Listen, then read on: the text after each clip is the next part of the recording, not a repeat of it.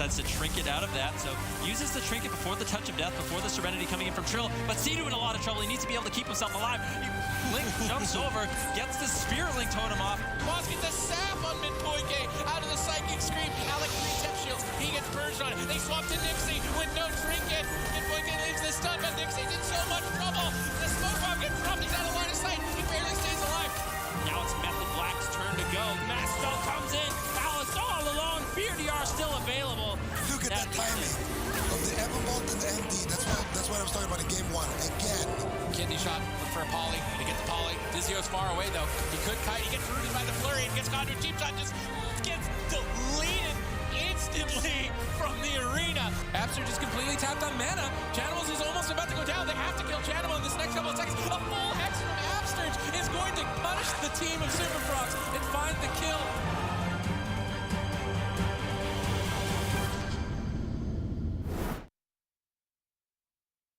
Regardless of who you were cheering for in EU, that tournament is now in the rear-view mirror, and the results have been profound.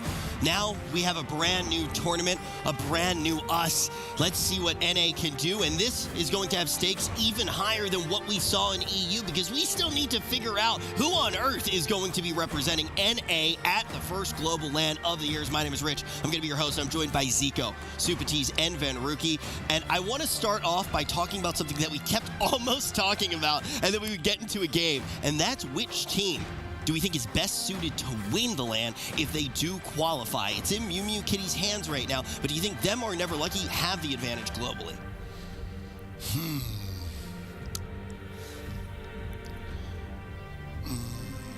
I think M2KC is probably the stronger team, but they play fewer compositions.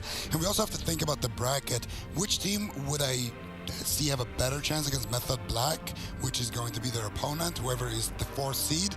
I would say Never Lucky is actually the better team to face Method Black. They play Mistweaver, DK, and Windwalker, which is essentially the same thing that Method Black has been struggling against with Wildcard Gaming now.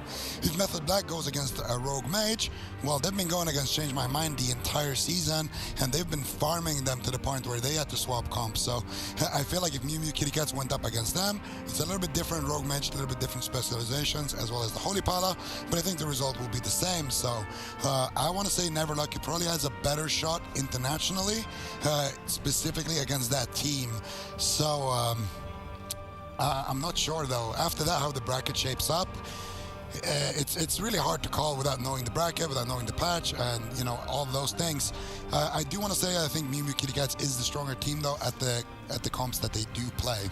Okay, well, you mentioned brackets. There's one bracket that we do know, and it also is a bracket that will show us just how strong and important that can be for a tournament, because when we actually get to this one for NA, you look at the upper semis, and it's the M2KC who just have an easier bracket. They match up very well against Super Frogs. You would naturally think that that is a more difficult matchup, the number 1 seeded team in NA, but the M2KC with what they play are absolutely fantastic at going head-to-head with this team. They were able to take them down, and now they have to play against the boys, the team who was able to send Never Lucky down to lower.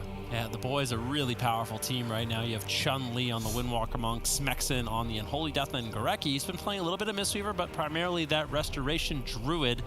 And Thugonomics, of course, on the Destruction Warlock. But I think for the boys, it's likely that they will be sticking with that Windwalker Death Knight setup. M2KC, they've kind of struggled with that in the past, primarily focusing on the Holy Paladin Rogue Mage. Rosie's on the Assassination Rogue, Jamili on the Fire Mage. But they're actually going to be tagging in Thugonomics. He's been playing the Demon Hunter. Now the boys bringing in kind of an interesting composition to game number 1 in a grand arena.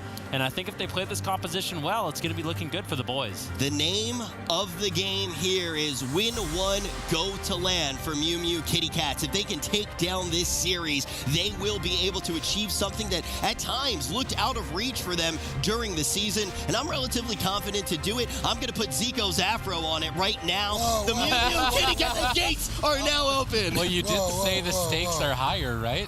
The stakes are higher than ever. The stakes are not that high, okay? When we get to Springland, maybe we can discuss it. But until then, guys, let's settle down here for a second. There it is. M2KC going to be on the composition that they look so fantastic on, but Jamili instantly receiving pressure. Curious to see how this plays out. Basically, Jamili just needs to win 1 series out of 3. That's all he's got to do, and he's going to qualify for the spring finals with his team, M2KC Kitty Cats. Can they pull it off? They have to take down the boys, potentially, or they have to take down the Super Frogs. If they don't manage to do that, then it is going to be a grudge match against Colo for that last spot at LAN. So far, things not looking too great for M2KC Kitty Cats as the boys establish a pretty big lead, getting that Avenging Wrath of Rubcub pulled out of the way, but a swap to Gorecki. This is what I love from this team of M2KC Kitty Cats is their pressure on healers. That Holy Paladin of Rubcub always adding in a little bit extra spice. Yeah, well, we actually did see M2KC. One of the reasons that they were able to beat the Super Frogs is they took down the composition the boys are running. They just put a lot of pressure on a Cubsy. Now we see a lot of pressure on a Gorecki. I think if M2KC can continue this assault, Gorecki could eventually fall.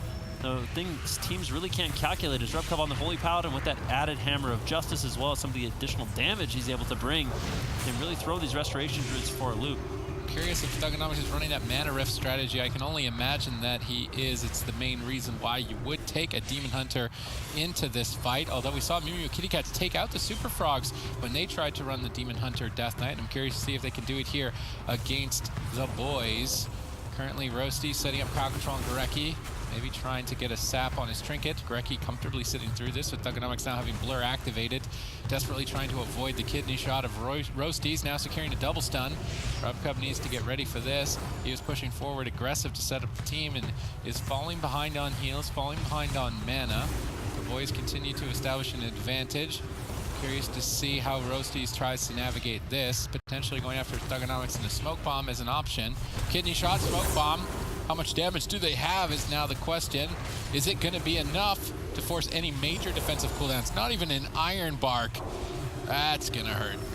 I feel like Jamili kind of wasted his combustion a little bit earlier on. There was no kidney shot commit, there was nothing, there was no smoke bomb, and he just threw out the combustion, and because of that, during their next attempt, they didn't really have the damage available that they needed. Unfortunately for M2KC, things are falling apart just a little bit right now as they find a kidney shot on the Thugonomics, but Gorecki in such a good position, should be able to easily keep him alive. Hammer of Justice is found. Jamili, can he find any follow-up crowd control? Unfortunately, he cannot. A Vanished Sap coming in from Roasties, covering him. Now they have huge pressure on the Thugonomics. Looking to get away. Metamorphosis is used. He still has the blur, but Ultimate Greed turning around the pressure on the Roasties. Ultimate Sacrifice comes in from Rubcub to keep him alive. KC barely stays alive. Close call for the boys as well. Thugonomics is tearing in right now. It's really devastating the amount of damage that he is able to do at this moment in time with 2 members low. Roasty's trying to set up for a big push. Gorecki, how are you going to respond?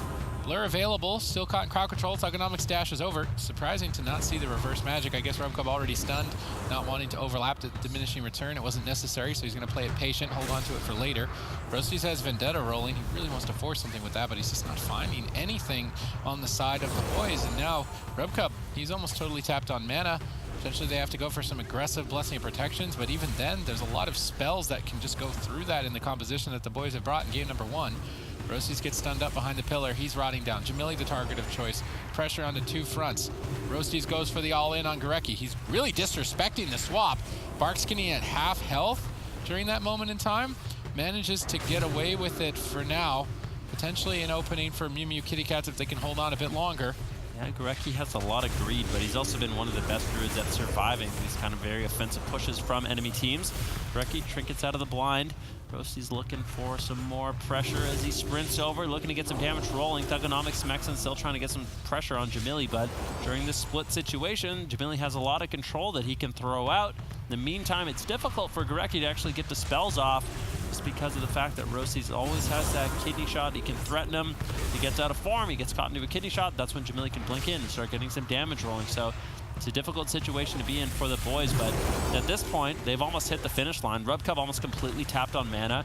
M2KC really struggling with this Demon Hunter Death Knight composition that's available. What are they going to do? Gorecki gets Hammer of Justice. Roasty's running over, and I just don't think they have the damage to take him down. Gorecki's going to be completely fine getting into bear form. Barkskin's still available as well as Renewal. In the meantime, Roasty's getting low. Jamili also, Rubcub using the last little bit of mana he has left to keep his team alive, but things are getting out of control for M2KC. Qualification on the line here. Mew Kitty Cats just need to take 1 series out of 3 today, and they will make it to the spring finals to compete in an international setting for North America. Now it's looking solid with decent pressure on Thugonomics. Flyers Maledict absorbing a lot of Gorecki's heals. He's almost tapped on mana. Rubcub, though, equally so, is totally tapped and low on health. Thugonomics smells blood, trying to go after him a little bit, then immediately actually going back onto Jamili. Combustion popped. Smexon saves Thugonomics with the anti-magic zone. Thugonomics doesn't care. He's just going to jump out of that. That's a pretty risky maneuver, but possibly nets him a kill. Yeah, sometimes the best defense is good offense, and they force Jamili into the ice block, immediately exiting the safety of that icy cocoon. Now finally going to be in a little bit of trouble as he dips lower. Roast sees, actually Thugonomics, he trades out the darkness. Jamili just hanging on by a thread, he gets interrupted. Rubcup throws in the ultimate. Thugonomics! Holding on. Is he going to die when he's at 1%? He's at 1%! Thugonomics holds on for a couple more seconds. Jamili holds on. There's no way. There's no way Thugonomics dies here. It's so close. Blind on Gorecki. Full blind on Gorecki. How is Thugonomics healing up during this moment in time?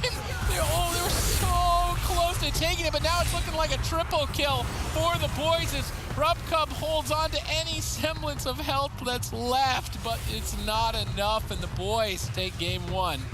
What a weird end of a game that could have been if we saw just 4 people all go down at once. I mean, it looked like one of those situations where potentially even if they did bring down Thug Zico, they may still just lose this series with the amount of pressure that went out on them. But let's talk about how the boys did look in this first game.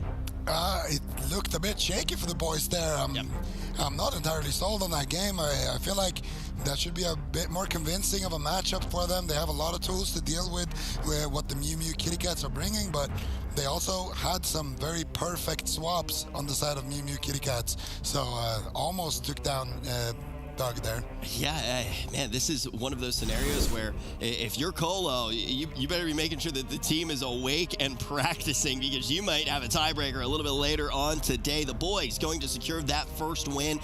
And there's a reason why we said that this team is such a powerhouse in North America. The Super Frogs still are as well. It's just one of those scenarios where the Mew Kitty Cats do match up a little bit better against them than they do against the boys.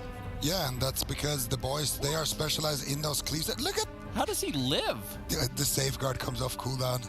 It's actually a dispel. I think it's a dispel trait that the Demon Hunters use. Gorecki got a Swift Mend. Gorecki got a Swift Mend right before he got blinded. He trinket Swift Mended. Oh, that's the Grove Tending hot from the Swift Mend, the Azurite trait.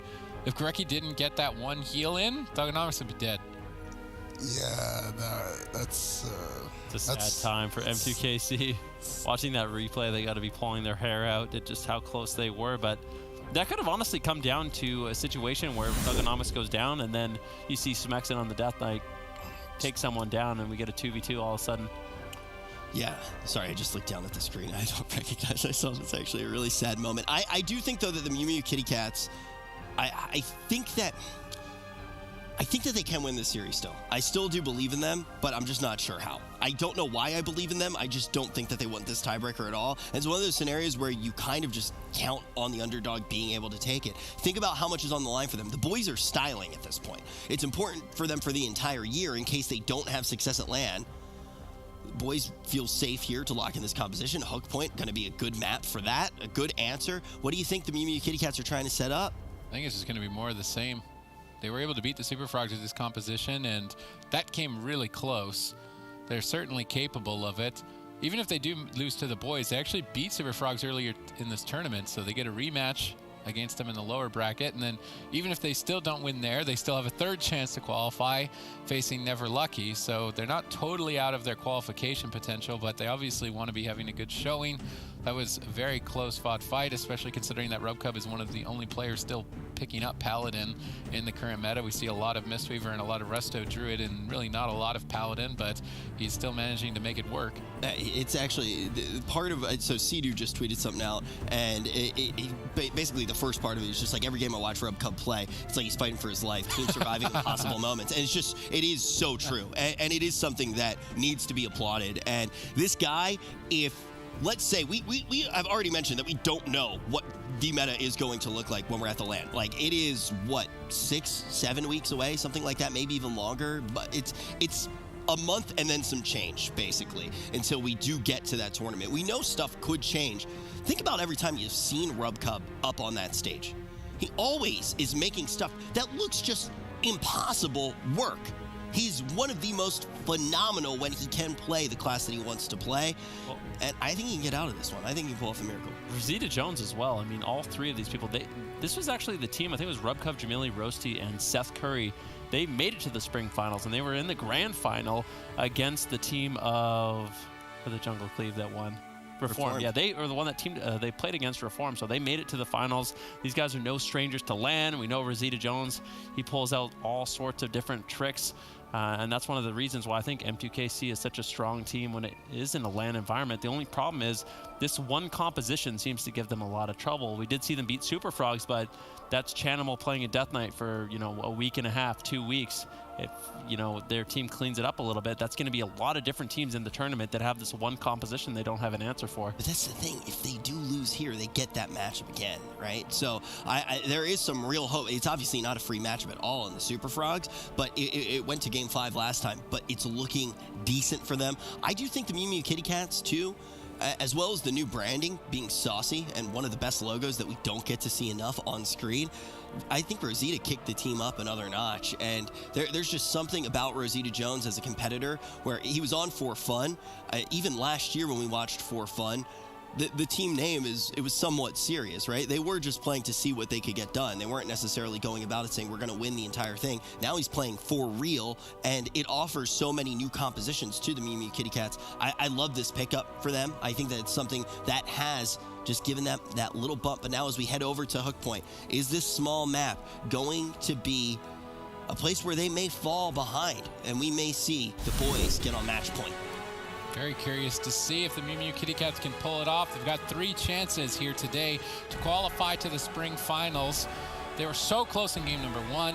Jamili's going to make a change. He's going to switch over to Arcane. This now accesses him Spell Steal and also accesses their team's ability to leave the match. But playing that Arcane specialization is very effective into Restoration Druids, as you can remove a lot of heal over time effects. So this is an interesting adaptation on their part, although peculiar that they went with Hook Point as the map with an Arcane strategy. If they were intending on winning with mana through Spell Steal, makes me wonder if they're going to all-in Gorecki and just have Jamili focus on more purging while Roasties and RubCub do all of the damage. This could be an option for them and potentially work for them.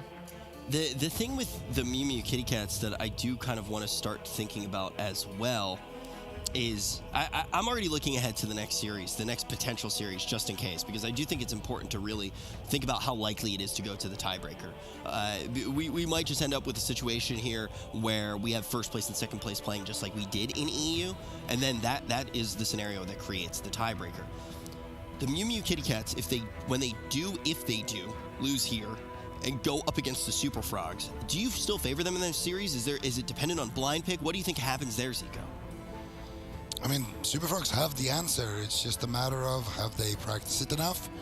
Because they played it yesterday, and let's be real, their Demon Hunter DK didn't look as good as, the boys or Method Black or some of these other teams that have been playing it. So I'm not sure. I hope that they've been giving it a little bit more practice since yesterday and polished it up. It looked good enough. If they potentially get a little bit more reps in, compositionally, they're favored, but it's all about execution. I mean, we saw even ABC try to play the DK DH Resto Druid over in Europe against Change My Mind. Change My Mind basically getting farmed by Method Black playing the same comp. We're able to win that, and that's because the execution wasn't there as well, right? And that's what it comes down to. You can't just have the comp. You also need to be able to execute on it. We'll see. For now, though, I think that they still have a fair opportunity here against the boys. We'll see if the Arcane Mage Rogue is going to be enough. You can go ahead and give me that comp, Rich. You're not going to need it anymore anyway. Okay, well, I think the one thing that oh man, that really threw me off. That's too soon. I'm a little bit off balance right now, but I think the main thing that you are thinking about, if you are Colo, if you are Valido, if you are Pack Rats, if you are Zach, you're in the chat right now with all of us just watching. with that hashtag TB and that hashtag SF. This has got to be such a stressful situation for them as they're watching these games play out. And the Mew Kitty Cats are finding themselves on the back foot. Rub Cup instantly going to be opened on. Yeah, what is Jamili going to be able to get done on this Arcane Mage? Who are they going to be going after in this matchup? Gorecki comfortably sits the blind. Now a sap. Thugonomics taking a little bit of burst damage, but I don't know. I'm not entirely sold on it for an Arcane Mage. I think a Demon Hunter and a Death Knight, they can actually stay on top of you. They both have ranged interrupts. They both have high mobility, a lot of snares. So far, it doesn't look like Thugonomics and Smexon are going to be going after Jamili, although I do think it would be a decent decision. I know that Zico was talking about before that sometimes the best strategy against an Arcane Mage is just completely ignore him, and maybe the lack of counter pressure Jamili really has available will just allow Thugonomics and Smexon to sit on Rub Cub and really burn him out of mana quickly. I'm still wondering why they picked Hook Point, unless they are really intending on out-manaing Gorecki and denying his drinks. Perhaps they can out-mana him with access to the Arcane Mage's spell steal, as opposed to the other mages. It costs a lot less mana, and you've got Yavake to reset. We see a Blinding Light as Rub Cub tries to set up a push here for the team. Thugonomics the target.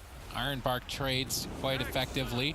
Gorecki actually getting caught in a polymorph. Nice attempt by Jamili. That opens up Thugonomics as a target. If he can continue the chain of polymorphs, this is the second one. Need to look for a third one. Darkness exchange, but fairly so for the vendetta of Roasties. Now that darkness has faded, but so is the crowd control on Gorecki. It connects a big heal. Thugonomics charging forward, but with Rub Cub's Avenging Wrath, I think it's unlikely that we see him go down unless we see multiple interrupts in a row. He has Divine Favor, accessing that, catching a heal. Caught in a triple stun, a bit of a blunder here by M2KC, stacking up, and now under devastating amounts of damage. Divine Shield exchanged, and that is the most vital defensive cooldown to survive on a Paladin.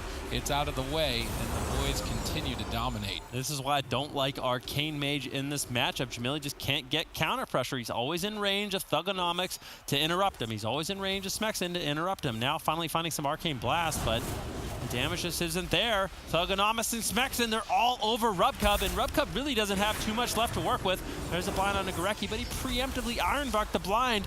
Thugonomics should be completely fine. Things spiraling out of control for M2KC.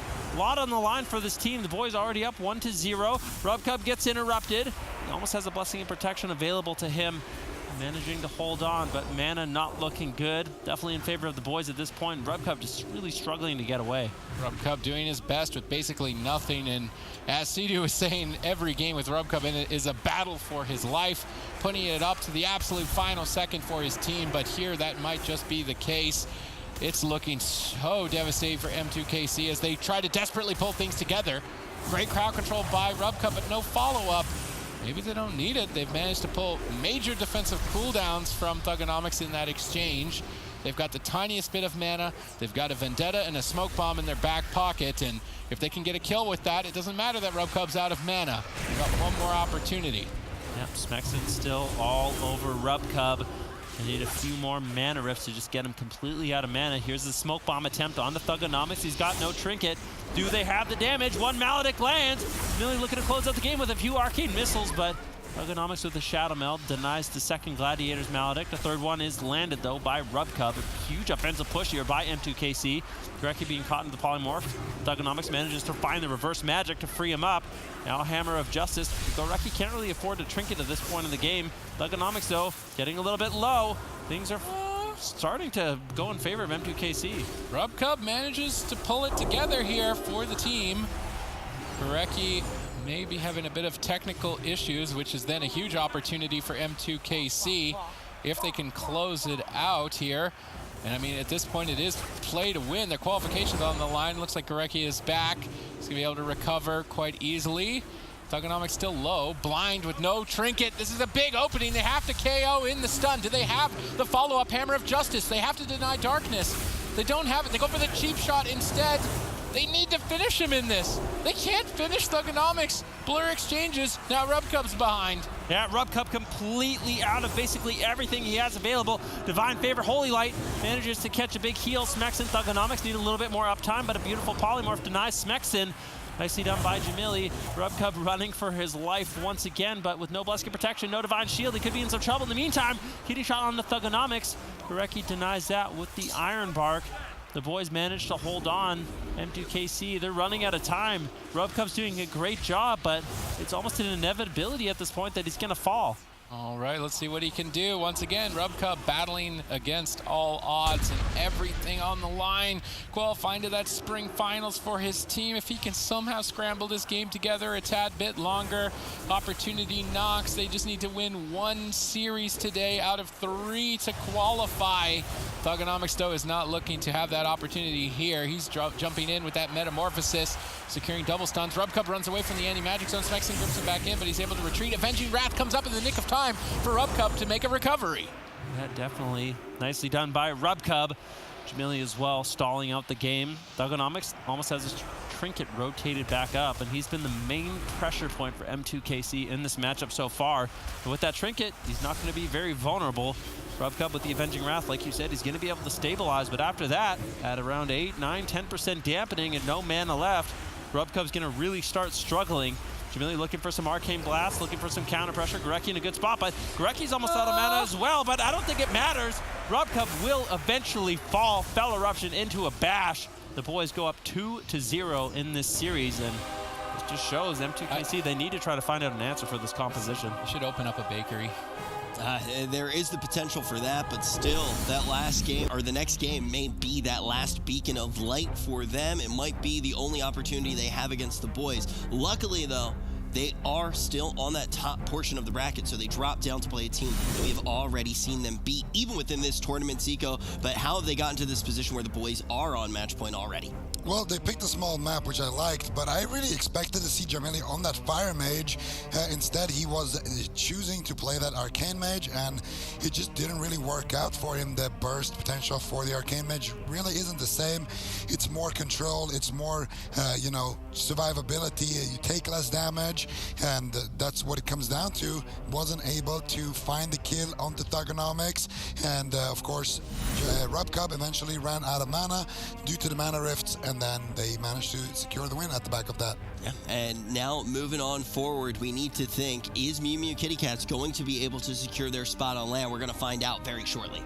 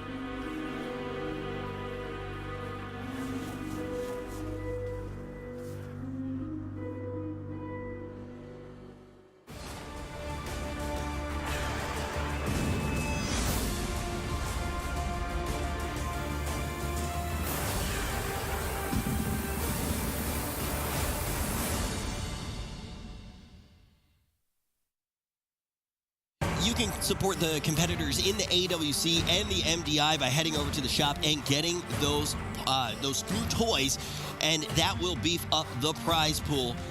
But I cannot stop thinking about the fact that all I have to do is win one series. It's so up in the air right now for the Mew Mew Kitty Cats. It's so up in the air for North America. My name is Rich. I'm going to be your host. I'm joined by Zico, Supertees, and Venruki.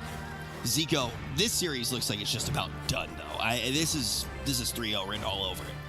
Yeah, I think the Mew Mew Kitty Cats, they're in a very tough spot here. Down on the series is nice. Fire Mage, also a good choice. They could potentially put a point on the board here, but if the boys wants to go to a little bit larger map, I think they're going to have the edge. And then it's going to be all about the Super Frogs versus the Mew Mew Kitty Cats. That one could also go either way. One thing is for sure, though, Never Lucky right now. They're just sitting at home, just cheering. They got their pom-poms on, and they are just cheering big time for the boys in Super Frogs because they want that tiebreaker, of course. Hey guys, if you are sitting watching with pom-poms right now, Colo, please tweet out a picture. We would love to see it. We will definitely show that on broadcast if you are watching currently with pom. Where does one even acquire pom-poms? That is a loot. I do not know what boss does. Maybe. I mean, that would make a lot of sense if that existed. I do not know what loot table that is on. Mew Mew Kitty Cats need to try to extend this series. The boys looking to run all over them, looking to get that hot 3-0 and send the Mew Mew Kitty Cats to play against the best team in North America in the Super Frogs. Qualifications on the line. Rub Cub's got one more shot in this series and then another one after that in the next series. But of course, if they could just get it right here and now, that would be a quick breath of fresh air for them. Rub Cub gets stunned up early on, intercepted on his cross across the map. Grecky gets blinded. They go for a kill on Thugonomics. Smexon denies it with the anti-magic zone, exchanged fairly for the combustion, but likely Jamili is running reduction of cooldown on that, so he will get it again before the anti-magic zone. That could be the big push if they aren't able to net a kill just very early on, as Blur needs to be enough defense for Thugonomics. He ducks around the corner, swiftly avoiding death. Jamili now gets bursted and is on the back foot. Rubcub exchanges that Avenging Wrath. Big increase of healing, allowing his Holy Lights to stabilize. Maybe not. Jamili is just constantly getting destroyed right now. He has to use Dragon's Breath defensively. Polymorph smacks him. Try and Polymorph to dispel, get control of these DPS members, but now they've got no engage onto Gorecki. Perhaps they're looking for a swap to him. This is basically the only option I see. They can maybe bait a trinket on a blind or something along these lines and then switch over. Aside from that, I don't see any openings developing. Yeah, Jamili just trying to spam out as many fireballs as possible, trying to get lots of value out of that fire starter honor talent mages have available. Every time he casts out a fireball, it will be 5 seconds less on the cooldown of his combustion, so he can spam that out. And then all of a sudden, the combustion is desynced with the anti-magic zone. In the meantime, though, Jamili caught into an imprisonment. Gorecki could be in some trouble. Uses the bar skin, roasties all over him. Jamili's still really low. If there's crowd control on the Rubcub, Jamili might be forced into his Cauterize or potentially his first Ice Block, but no, M2KC, they do manage to stabilize. The only thing they got from that push was Bark Skin. M2KC continue to fall behind, and it's looking likely to be a rematch against the Super Frogs, although don't want to count them out just yet. This Thugonomics gets bursted heavily. Jamili looks to secure crowd control, blinks but gets denied. Good interruption by Smexon. Jamili now falls behind.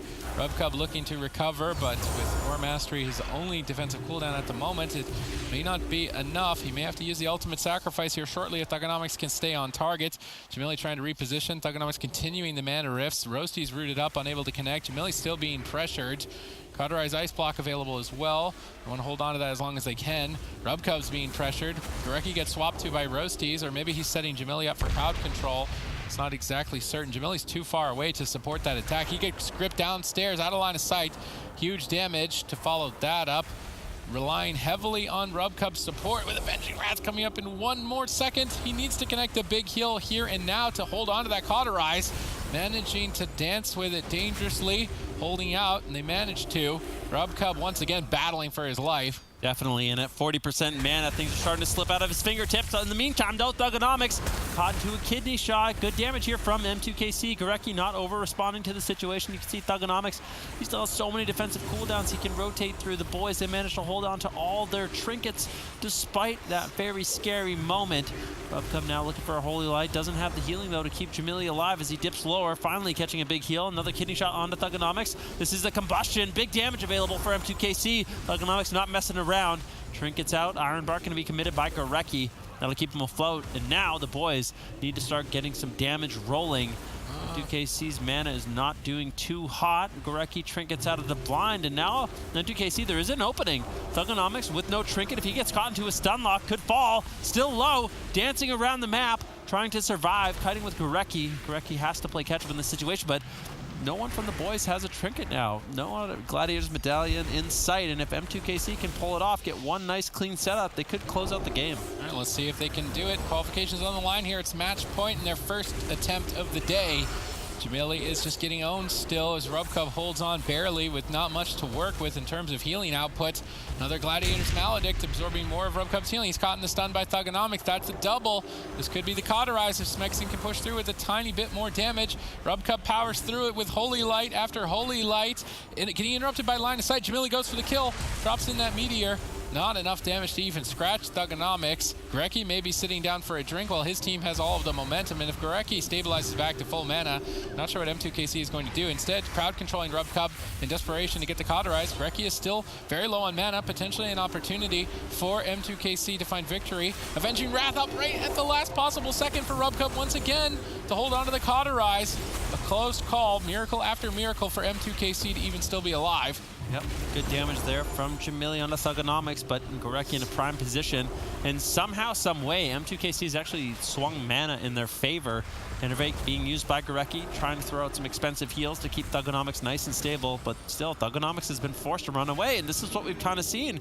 If you pressure the Demon Hunter enough, you can't afford to be pushing in, getting the consistent stuns onto Rubcub, and that's just an opportunity for the healer to keep his mana as long as possible. Another swing towards Thugonomics, not even a dent. Rubcub once again on the ropes. Gorecki's crowd control. This has to be the opportunity for M2KC to develop pressure, but Thugonomics denies it, crowd controlling two members of the team. Rubcub opts to Divine Shield to avoid the mana rift, realizing that that tiny bit of mana he's got left, he has to protect it more than his own health so that his partners do not fall behind. Vendetta now available, but all the defense of the boys is as well. It would have to be a blunder for the boys to go down. Let's see if M2KC can make them choke here. Thugonomics dips low, jumps into the battle with that Metamorphosis. Reverse magic available for Ring of Frost should he land it. They're not even able to get it. Jamili on the back foot now once again. Very low on health. Thugonomics as well. Could be a bit of a race to the finish here as Cauterize is likely to trigger. Ultimate Sacrifice denies the Cauterize with last second left, but now they switch their attention to Roasties. Perhaps he should have just exchanged Evasion. I don't think that Rubcub has the mana to heal three members of the team through this much pressure that much longer, and still no openings. Yep, there are no openings for M2KC. Everyone has their Gladiators medallions available. Double Dragon's Breath by Jamili. He's looking to try to create some space. Rubcub gets gripped in. Jamili looking to counter pressure, but Rubcub is in so much trouble. He doesn't have anything at 10% dampening. Looking to kite away on the Divine Steed, but Thugonomics says no way, sending M2KC to the lower bracket. Battle for the tournament lives. Exactly. Yeah, the boys going to be able to walk straight to the grand final, and now we have a rematch that is going to determine whether or not we have a tiebreaker, or if the Mew Mew Kitty Cats are going to make that leap. And this gets a little bit... This is probably the more stressful of the two if you are on the side of Never Lucky. I'm constantly checking Twitter, folks, to see if they're going to tweet out a picture with their pom-poms. If they do, we will show you on broadcast. But ultimately, this is a tricky one because we know they have what it takes to take down the Super Frogs. They already did it in this tournament. Why did they fall down in this last game? Just the solid DK, DH, Resto Druid, no openings to be found for Mew Mew Kitty Cats. You know, Gorecki, he kept a cool distance, always staying away from the fight, never really getting caught up in those long CC chains. Smexing kept the pressure up. Thugonomics as well wasn't really forced to use pretty much any of his major defensive cooldowns. And of course, what I like that Thugonomics was doing in this game, he wasn't overextending to find those mana rifts like we see some of these Demon Hunters do. Instead, he just focused on applying pressure to that Fire Mage, and then when Rubcub was pushing in to get the CC, that's when he landed some of those mana rifts, and that's really all you need to do as the Demon Hunter to win that matchup. So he played it to his win condition, and he did a good job, and that's going to net them a quick 3-0 and a ticket to the final. And we already did mention what the tournament does look like, and Zico just said it again, the boys' grand final. We know that they are there, but who's going to play them? Is it going to be the Mew Mew Kitty Cats, or is it going to be the Super Frogs? We've seen the Super Frogs and the boys go head-to-head countless times. If we have that one again, it'll be fun to talk about what we think will happen, but it really does come down to who is making it to land. Do we think that we have another 5-game series, even without calling who we think is going to take it? Do you think we have another 5-game series? I feel like what's going to happen is the Super Frogs is going to go with the Death Knight Demon Hunter once again and just try to play it a little bit better, maybe take some lessons from the last game we just saw. And if they can execute as well as the boys did, then I think they have a great shot of taking down M2KC. M2KC still has yet to proven that they have a good answer for this Demon Hunter Death Knight composition. They did beat Super Frogs in the last time they exchanged blows, but it wasn't a great execution by Super Frogs, to be completely honest with you. And I feel like if they do clean it up, they play a little bit better, then they could easily just clean sweep M2KC. The comp has the potential to make the matchup easy, but you need to know what you're doing on it, right? You need to execute at the highest level, and that's what we want to hear from you. Do you think that they will be able to do it? If you think that they have that potential, you can vote in the chat with that hashtag SF. If you think it is going to be the M2KC, hashtag M2KC, the Mew Mew Kitty Cats, if they can repeat history, bring it to a Game 5 and take them down, or maybe even do it a little bit swifter, they will be the number 4 team in North America. Folks, we're going to find out very shortly who all those teams are. It may come down to a tiebreaker. Colo, are you ready for your revenge match?